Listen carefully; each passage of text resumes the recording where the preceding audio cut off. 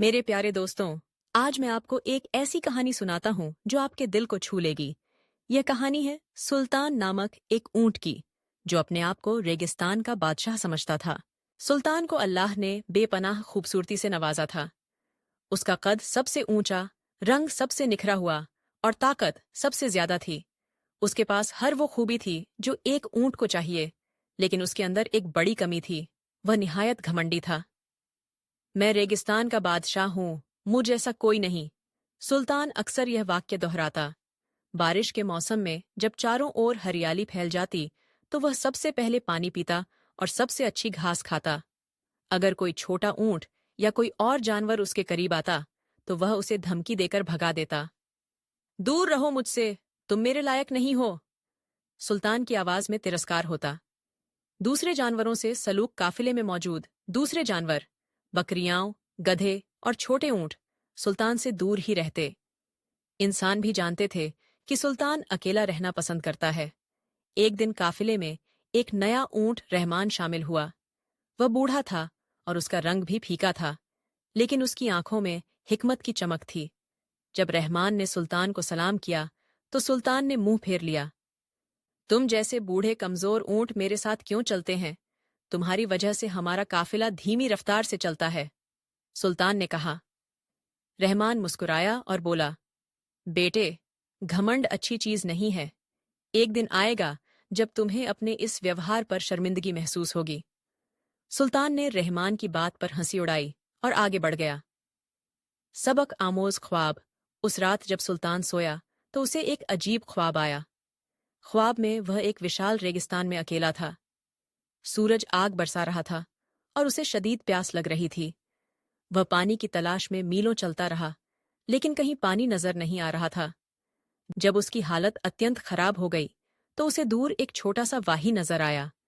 वह खुशी से भागा, लेकिन जब वह पानी के करीब पहुंचा, तो वहां पहले से ही बहुत सारे जानवर मौजूद थे। वही जानवर जिन्हें उसने हमेशा तुच्छ समझा था। मैं प्यास से मर रहा हूं, मुझे पानी पीने दो, सुल्तान ने धमकी दी। लेकिन जानवरों ने उसे नजरअंदाज कर दिया, जैसे वह उन्हें सुनाई ही नहीं दे रहा हो। सुल्तान रोता रहा, गिड़गिड़ाता रहा, लेकिन किसी ने उसकी न सुनी। अचानक वह बूढ़ा ऊंट रहमान आगे बढ़ा और बोला, सुल्तान, यह सिर्फ एक ख्वाब है, लेकिन इसमें सबक है। कल जब तुम जागोगे, तो याद रखना कि जैसा तुम दूसरों के साथ करते हो, वैसा ही तुम्हारे साथ होगा। बीदारी और बदलाव। सुल्तान ख्वाब से चौंक कर उठा।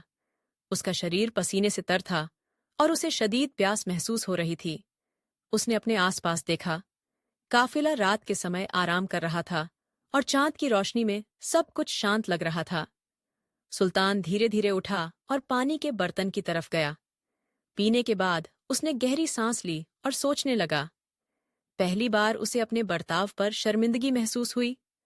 अगली सुबह सब हैरान रह गए जब सुल्तान ने रहमान के पास जाकर कहा, मुझे माफ कर दीजिए, मैंने आपके साथ अच्छा बर्ताव नहीं किया। रहमान मुस्कुराया, कोई बात नहीं बेटे, कभी कभी हमें सीखने के लिए कठिन सबकों की जरूरत होती है। नई शुरुआत। इस दिन के बाद सुल्तान बदल गया। वह अब दूसरे जानवरों की मदद करता, छोटे ऊंटों को रेगिस्तान के बारे में सिखाता और काफिले में सबका ख्याल रखता। उसकी खूबसूरती और ताकत अब उसे और भी ज्यादा प्रिय बना रही थी। एक दिन जब काफिला एक मुश्किल रास्ते से गुजर रहा था, तो एक छोटा ऊंट फिसलकर गिर गया। सुल्तान तुरंत उसकी मदद के लिए दौड़ा और उसे बचा लिया। शुक्रिया सुल्तान भाई, आप वास्तव में रेगिस्तान के बादशाह हैं, छोटे ऊंट ने खुशी से कहा। सुल्तान ने मुस्कुराकर जवाब दिया, नहीं भाई, मैं बादशाह नहीं हूं। हम सब इस रेगिस्तान के मुसाफिर हैं और हमें एक दूसरे का सहारा बनना चाहिए। सबक दोस्तों, सुल्तान की कहानी हमें सिखाती है कि घमंड कभी भी अच्छा नहीं होता। ताकत, खूबसूरती या दौलत किसी को भी दूसरों से बेहतर नहीं बनाती। असली खूबसूरती इंसान के दिल में होती है और असली ताकत दूसरों की मदद करने में है। याद रखें, जैसा आप दूसरों के साथ करते हैं, वैसा ही आपके साथ होगा। और कभी भी किसी को उसकी बाहरी शक्ल या हालत की वजह से तुच्छ न समझें। हर किसी के अंदर कोई न कोई खूबी जरूर होती है। सुल्तान की कहानी हमें यह भी सिखाती है कि बदलाव कभी भी देर नहीं होती। कभी भी अपनी गलतियों को स्वीकार करने और बेहतर इंसान बनने से न घबराएं।